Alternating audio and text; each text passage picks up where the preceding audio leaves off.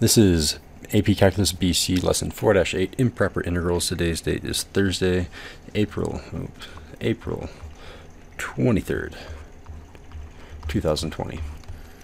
So our objective today is to evaluate integrals with infinite bounds and integrals with discontinuous integrands. And that is a fancy way of saying you have infinity somewhere in the bounds like that, or you have some sort of function, like in example 4, where if I plug in 3 minus 3 is 0, I'm dividing by 0, I'm not allowed to do that. So playing with infinity and integrating. So very giant disclaimer. This lesson is super informal. The type of math that we're going to do today, if you do this in college, this will make people laugh or scoff at you or something negative, and I'm sure that if a random other person is watching this video, they're like, wait, you're supposed to do the limit over and over again. It's not super necessary unless we're being super formal, and the formality in math is lost on us until we actually go to higher levels of college, so I don't even think it's that important. That's why I made this executive decision. It's also quicker and easier to understand. So how do we do these things? And it's basically just everything that we've been doing, but you're plugging in infinity. And if you remember, if like infinity divided by 1 is infinity, infinity divided by 2 or 12 is infinity, and things like 1 over infinity, you say that's 0. If I'm plugging it in, you can't see me, but I'm doing air quotes right now. So that's the type of informal math I'm going to be doing. So let's go ahead and take its antiderivative. So I always think taxman. I don't have to use taxman here because my inner is x, and therefore my dinner is 1. Whenever dinner is 1, I don't have to do taxman. This can be rewritten as 1 to infinity of x to the negative 2 dx. And then I take the antiderivative. So I go up a power to negative 1, divide down by negative 1, which is the same thing as just multiplying by negative 1. So, boop. And then evaluation bar between 1 and infinity. And what is that? And this is where I get informal. I don't have any limits or anything. I just plug in infinity. In fact, before I even plug it in, let me rewrite this. This is negative 1 over x, plugging in 1 and infinity. I don't really like plugging in things with negative powers. I just like writing it as a fraction. And now I can plug in infinity. So this is going to be negative 1 over infinity. There's plugging in infinity. I can make that infinity look a little bit neater. Still not my favorite. Minus, okay, and then the negative 1 over 1. So these were the two pieces that I plugged in. There's the infinity, there's the 1, there's the infinity, there's the 1, and then you have to subtract the two ranges, right? And what's going to happen here? Well, if ever I divide by infinity and the top is some constant, that's just 0. So I can say that this term here is just, it goes to 0. So I'm saying, what's 0 plus 1? And the answer is 1. And algebraically, it makes sense. It's pretty easy to understand. But here's where I'm going to make things mind-bendy. What if I go ahead and open up Desmos, and I'll bring that into this window. What did we just do graphically? This is where it's kind of trippy. Let's graph 1 over x squared. So let's make this in projector mode, turn off minor grid lines. 1 over x squared. What we just did was we found the area between 1 and infinity. So at x is equal to 1, so this area down here from 1 and it goes all the way out to infinity, this area, and it goes out forever and ever. I can scroll in more and more and it goes out forever and ever and ever. We have found something that has an infinite length. If I go out to the right here, this goes on forever and ever and ever, which is another way of saying infinite length means it doesn't end. Yet we have somehow found an area. Not only do we find an area, it's pretty simple. The area is 1 between this x equals 1 out to the right underneath this curve is 1.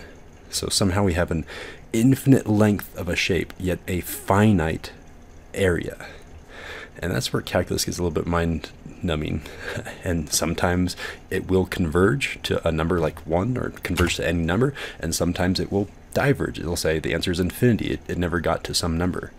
So this is a case, and I'll write this down as well. So this is a case where it converged. And then probably a smiley face or a star or something. Yay, it converged. Let's look at another example. Let's just do the algebra to see if we know how to do this problem on con, if it came up. So again, take the antiderivative. Before I do that, I'm going to rewrite it with a negative power. So from 1 to infinity of x to the negative 1 dx. And then from here, I'm going to go ahead and take the antiderivative. So if you remember, this is going to be a natural log because, of course, if I add 1, then divide down, I'm dividing by 0. So it needs some special rule, and that special rule is natural logarithm. So natural log, absolute value of whatever is on the inside, x. Perfect. And then evaluation bar between 1 and infinity. Perfect. So when I plug in infinity and plug in 1, again, being informal about it, it's natural log of infinity minus the natural log of 1. And log goes up and up forever and ever. It's a really, really slowly increasing function, but the natural log of infinity, this does equal infinity. And the natural log of 1, you don't need to know this for this problem, but you should know it just for other math facts. That's 0. So what's infinity minus 0? It happens to be infinity, and that's where we're being, again, informal about this. What I should really be saying is that this diverges. So if you ever see infinity or negative infinity, your actual answer is it diverges. Another way of saying it does not converge. It does not get to a finite value. It is an infinite value. So that's the thing that I'm going to box. This diverges. And what does this look like graphically? So let's go ahead and change this 1 over x squared to 1 over x. So again, we're finding the same bounds from 1 to infinity, 1 to infinity. So just changing this from x, just look at the difference. X squared versus x. Just that tiny little change in between here and here. I would go back and forth on that video if you want.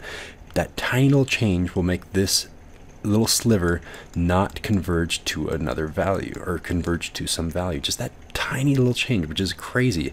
Like just by visual inspection, it's really, really hard to tell that one converges and one doesn't just by looking at the graph. Algebraically, there's some tricks that you could use, but that is kind of crazy to me.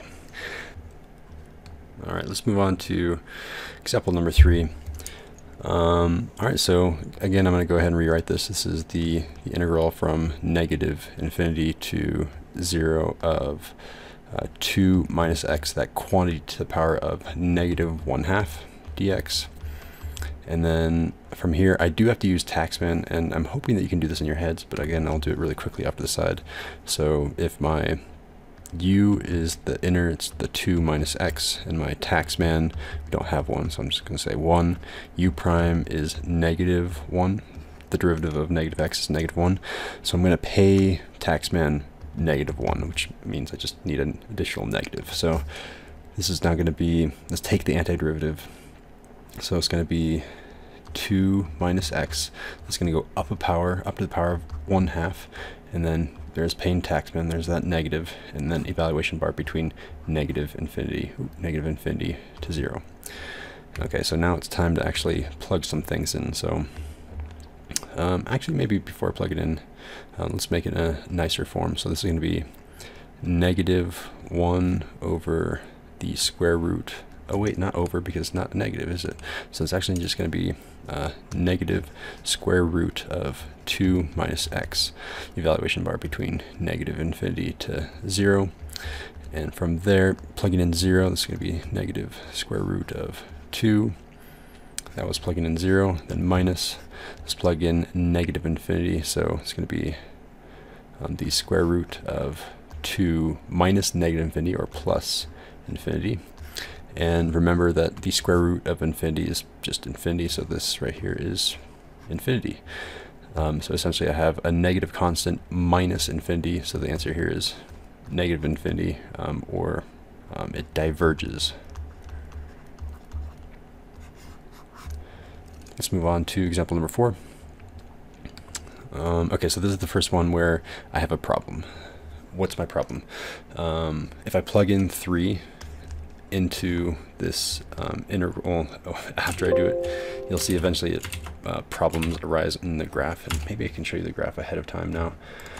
So if I come back over here, let's get rid of these, and it's 1 over 3, square root of 3 of my x, 1 over the square root of 3 minus x. Okay, and then I'm doing the bounds from 0 to 3. So I'm doing from x equals 0, which is the y-axis, and x equals 3. So what is this shape between the x-axis, this curve, and between those bounds? And you'll notice that, again, this is a problem because we go up to infinity. We have some sort of infinite length, but instead of the infinite length going in the x direction, now our infinite length is going in the y direction. It's going up, up, up forever and ever. And does this converge? Does it diverge? We don't really know yet until we actually do the math. You can go ahead and take a guess now, right, too. So let's go ahead and do the problem. Again, it's just kind of it plugging in things and you'll get the answer. So I'll make a note on these. There is a possibility that you'll be doing it wrong. Just make sure that the point that you plug in isn't cutting it in half. And what I mean by that is 3 at the end, or is it right in the middle of the function? Man, I'm not doing a good job of explaining that. Let's think about this example number 5. Oh, did I call it example 5 again? Oops, should have been example number 6. I'll fix that for you guys. So for example number 6, if I plug in, so all the values between -2 and 3 have to be plugged into this x value. Well, the problem with that is I can't plug in 0. 0 is in between 0 is in between -2 and 3. And if I plug in that 0 here, that obviously won't work. It's 1 divided by 0, but 0 is halfway in between -2 and 3. It's not at the end. Notice that the problems up here are right at the end. Like, I can't plug in 0. Well, that's at the end. Like, that's one of the bounds.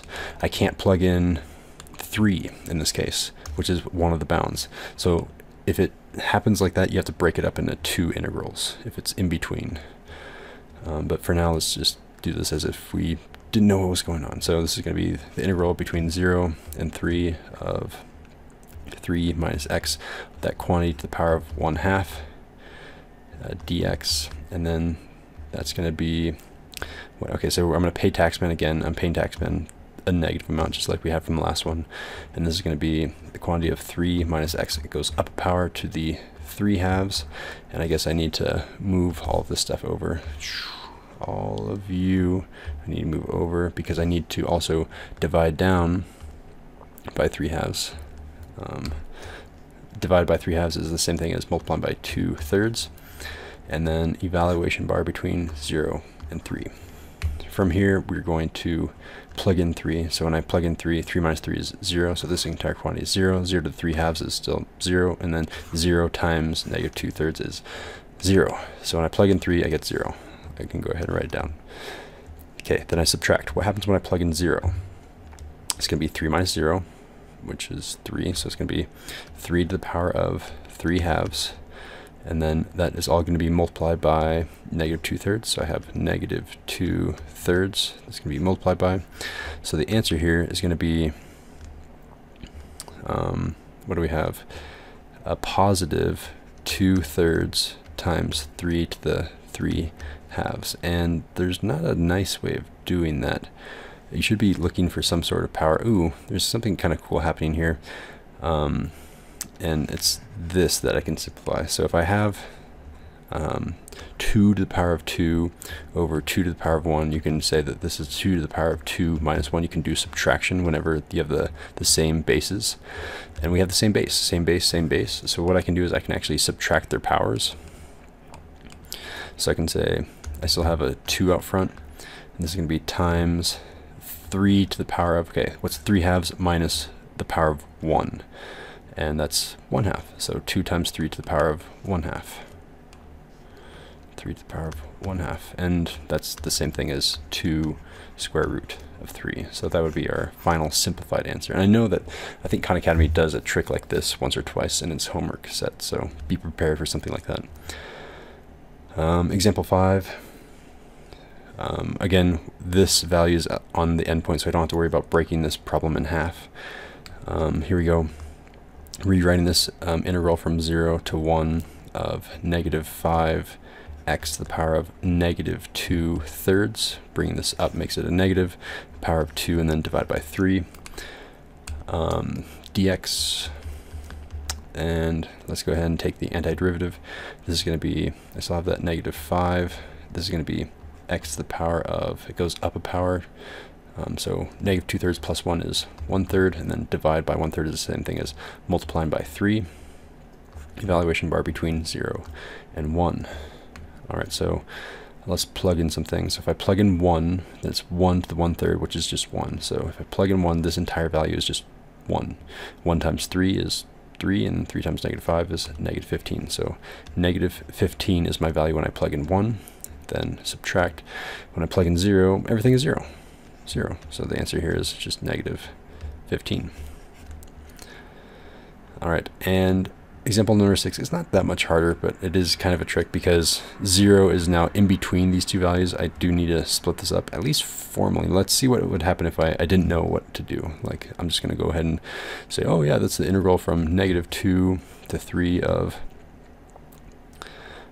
x to the negative 3. I have a feeling I might be doing this correct, so maybe you need to look ahead in the video and see if I make a mistake on this dx. So if I try to do it like this, oh no, you have to split it up. You have to do it at the very beginning. You have to notice that 0 is a point that's going to make this function undefined, and you have to break it into two pieces immediately. And this is not me being formal by adding limits or anything. You literally just have to say this is the same thing as the integral from negative 2 to 0 of, I can leave it 1 over x to the power of 3, or I can just say x to the power of negative 3 dx, and then I have to add that to the other piece from 0 to 3 of x to the negative 3 dx. I just broke it up into two pieces because I had to split it over that bad value, that undefined value. Okay, so let's do each of these. Let's work with this one first. So if I do I'm just recopying this down, integral from negative 2 to 0 of x to the negative 3 dx. I'll do the second half later. That's equal to, I'm just going to go up a power, so it's going to x to the negative 2, divide down by negative 2, evaluation bar between negative 2 and 0. So when we actually evaluate this, plug in, okay, I guess before we evaluate, I don't like negative power, so this is going to be 1 over negative 2x squared, evaluation bar between negative 2 and 0. Now we can plug things in and it'll be a little bit easier.